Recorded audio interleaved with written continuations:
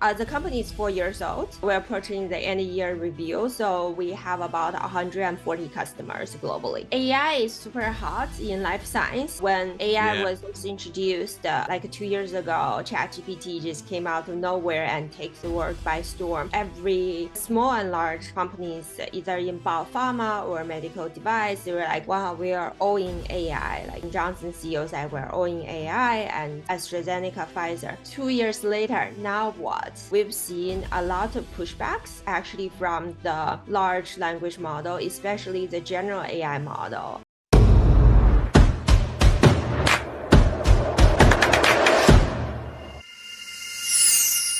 Hey guys, and welcome to the Grow IT podcast. One of your hosts here, Trek King. Today we are very excited to have our guest, Michelle Wu from NyQuest AI. And we'll be diving into her story a little bit today, as well as what it is her company does, and then some engaging insights, as always, into the technology industry. So make sure to stick around for this one. But without further ado, Michelle, welcome. Thanks for hopping on. Thank you so much for having me. Michelle, I think it's good if you don't mind. Let's kick things off by you just to introduce yourself, as well as tell us a bit about your background. A couple of snippets of your story. Sure, absolutely. So, hello everyone, I'm Michelle Wu. I always joke that the Boston mayor Michelle Wu is my twin sister, and we both we both work at BCG. So sometimes people mistake got confused, especially when I visit our client sites. Pfizer at the Boston office, the guard got super excited. Wow, Michelle Wu is visiting our company. Excellent.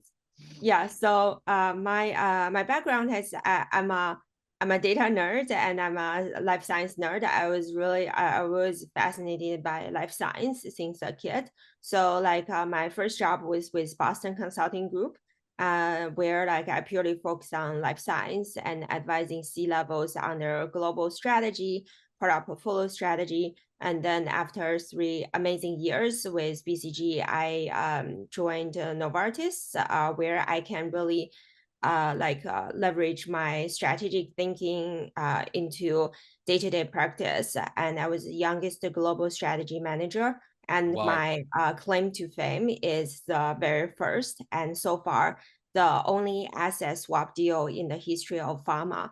Think of it as a three-way merger and acquisition among Eli Lilly, GSK, and Novartis, where the whole deal was around 29 billion. And because there's so much data involved, track from you can imagine the R&D data, the FDA data, so on and so forth. I was like, wow, there got to be a less painful way to aggregate the data and reach a decision. So that's what inspired me to build NyQuest. We are like Ah, Google for life science data. Every right. critical information you will need either to strategize running a clinical trial or think through your FDA strategy or want to leverage some data to accelerate your FDA submission. That's what you can get help from our platform. Excellent. Tell me Michelle, you've obviously done this for quite some time, right? Or let me rather Mhm. ask, how old is the company now? So the company is 4 years old. All right.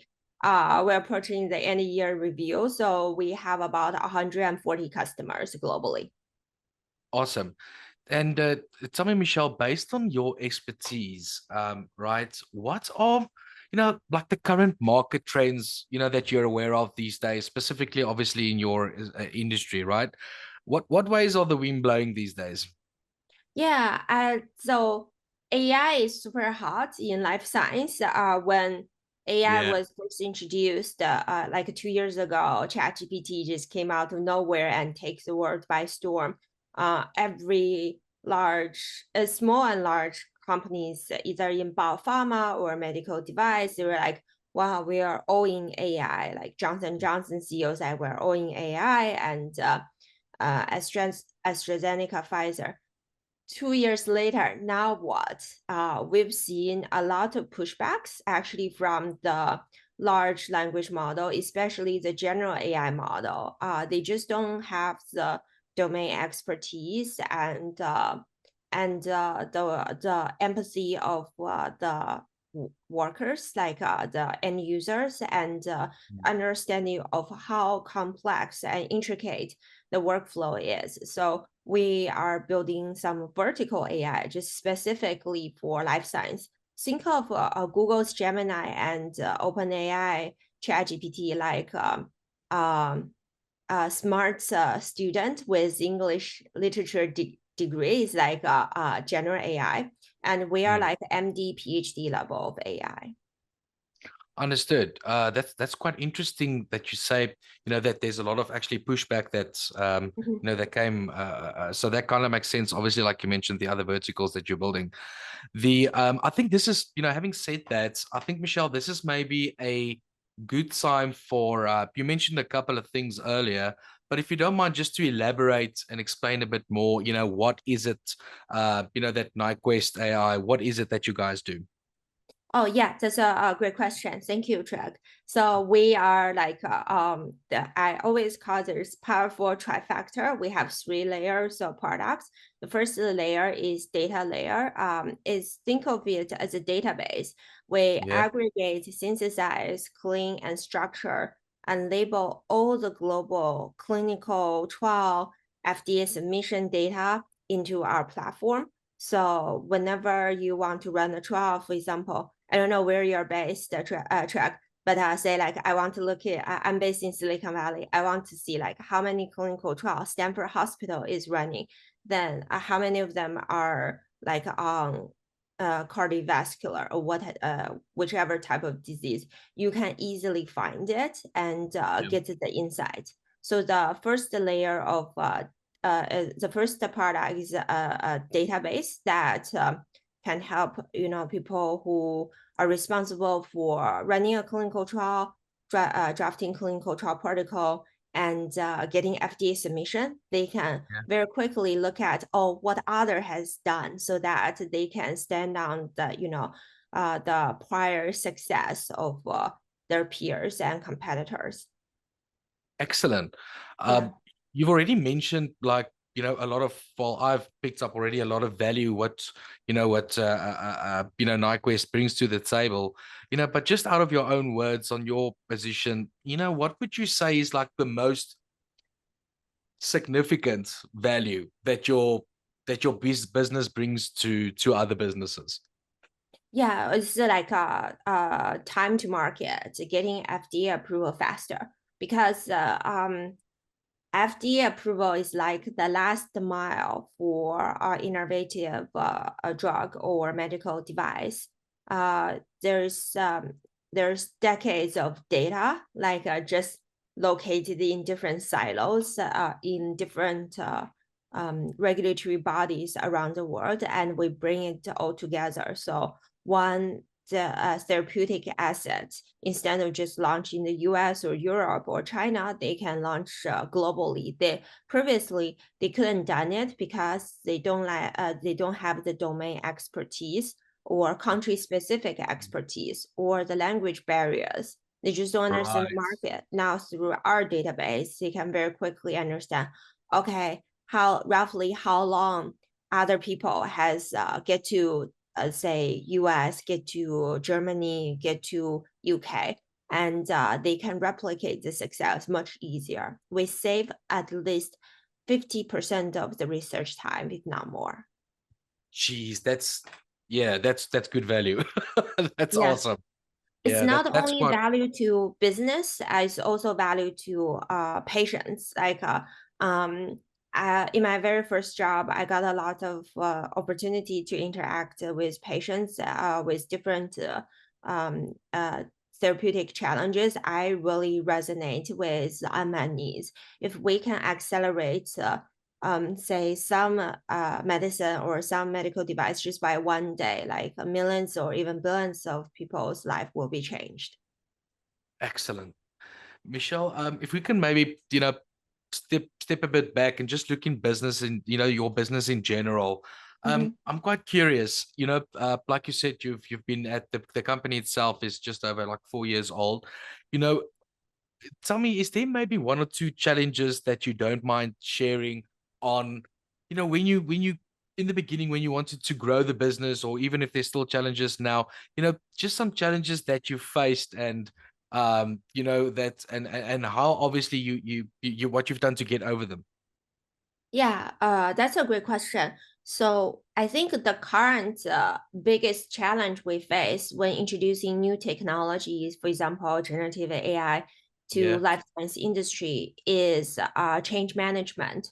Recently, I found a research by London Business School that was quite fascinating. Track yeah, that was in the past 30 years, human beings has invested millions or trillions of dollars into IT, into tech innovations.